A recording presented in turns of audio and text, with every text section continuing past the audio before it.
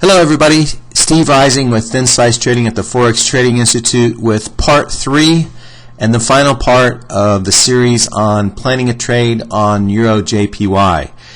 If you did not watch part 1 and 2, I encourage you to watch part 1 and 2 first.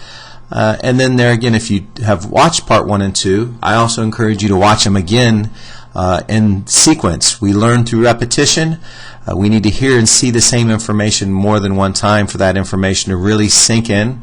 In order for us to move information from short-term memory to long-term memory, we have to create new neural pathways. In order for those neural pathways to develop, we need to hear that information repeatedly and see it spread over time. So the concept I was discussing was twofold. One is the concept of planning a trade. The solid, consistent trader is always proactively thinking ahead based on the condition where they want a particular trading setup to develop. It's not about just turning on your computer, logging into your charting application and trading platform and looking to fire off trades. It really is getting a sense of the overall condition so that we can plan trades that allows us to trade with a much higher level of accuracy. And not only can we trade with a higher level of accuracy, it also lowers our risk, meaning we can work off of a much tighter stop simply because we know what we're doing. Oftentimes, the reason why we have to work with very large stops is because we don't really have a solid understanding of the types of conditions that we're trading in, so we fear that we're going to lose money, and so the way that we try to overcome that fear is by working off of a very large stop. When in fact, once again, another key attribute of a consistent trader is they're able to work with very tight stops because they can trade with a high level of accuracy. So where we left off in parts 1 and 2, we had range-bound conditions here.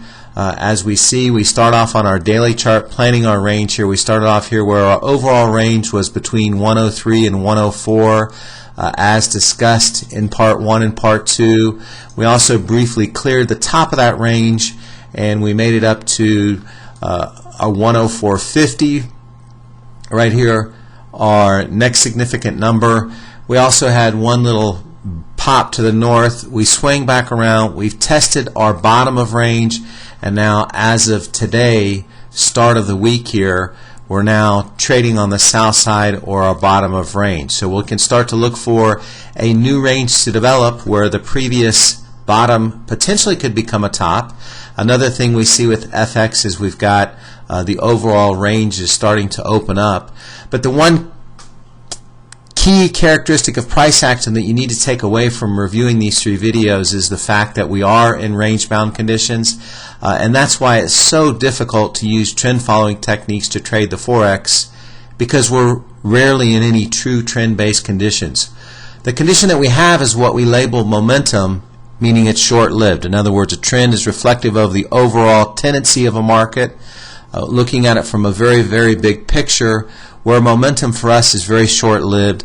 In most cases, it just happens typically in 10 to 30 minutes, and then we hit a new top or bottom of range or a previous top or bottom of range. So as soon as we really start to grasp these sideways conditions and this consistent range-bound condition, the sooner we start to take profit. And not only do we take profit, more importantly, we can hang on to that profit. That's another factor that we want to take into consideration is the reality is everybody makes money trading. The defining difference between most folks and the consistent trader is able to hang on to those profits and pay themselves at the end of each month. In other words, it's not a question of just giving money back, making money and then giving money back. So we can see here where we are now as we move to our 10-minute chart, which is the recommended time frame to trade on an intraday basis because it allows us to be able to see these moves here. This was our bottom of range right here at 103. And then ultimately here, as we tested our bottom between what we call our significant number and our speed bump, we had our proprietary entry strategy develop right here at this point, indicating that bottom was going to clear. We can see we had a very short-lived move, and in fact we just simply moved from 103 to 102.50, our next significant number. We've now bottomed out at 102.50, and now moving forward we can start to monitor a potential new range between 102.50 and 103, which means we can plan for reversal setups at both 102.50 and 103, and we can also look for continued momentum at both of these numbers as well when we clear the north or the south side of this new emerging range.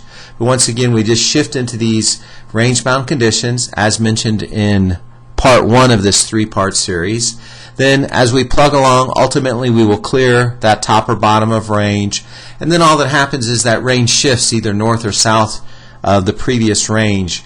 And one of the primary reasons for this is because in trading in the Forex we have central bank intervention, unlike for instance in the stock or the futures market, the commodities market, where everyone wants to see price move in one extended direction or one direction for an extended period of time. It's not to the benefit of a currency pair. And think of a currency as simply the stock of a country.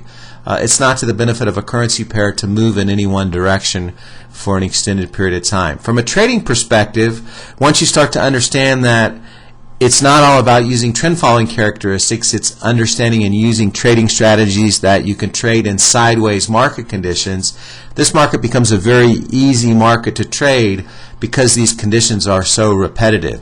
And that's the benefit of the thin slice trading methodology, as it was developed specifically to trade in these consistent sideways conditions. We have 7 black and white strategies, strategies 1 through 4 designed to trade in those range-bound conditions. Strategy 5 and 6 when we get that very short-lived momentum-based activity, and then strategy 7 when we look to trade either the conditions surrounding an announcement or immediately after announcement. So once again, this is Steve Rising with Thin Slice Trading at the Forex Trading Institute. Part 3 of the 3-part series, Planning a Trade on EURJPY. I encourage you to visit our website to learn a little bit more about the thin slice trading methodology. And I encourage you to review and look at the fact that what really makes a solid, consistent trader is first and foremost understanding the price characteristics or price action of the market they're trading in. Once you have an understanding of the price characteristics or price action of whatever market you're trading in, you're well on your way to becoming a solid, consistent trader. We don't need to use indicators in this marketplace because it changes direction so frequently. Indicators give us false signal. And the reality is price is really the only predictive indicator that we have. So the sooner we understand how to interpret this price action, the sooner we're on our way to becoming that consistent, profitable trader that can pay themselves at the end of each month. So thank you for your time, and look forward to my next upcoming video on selecting time frame.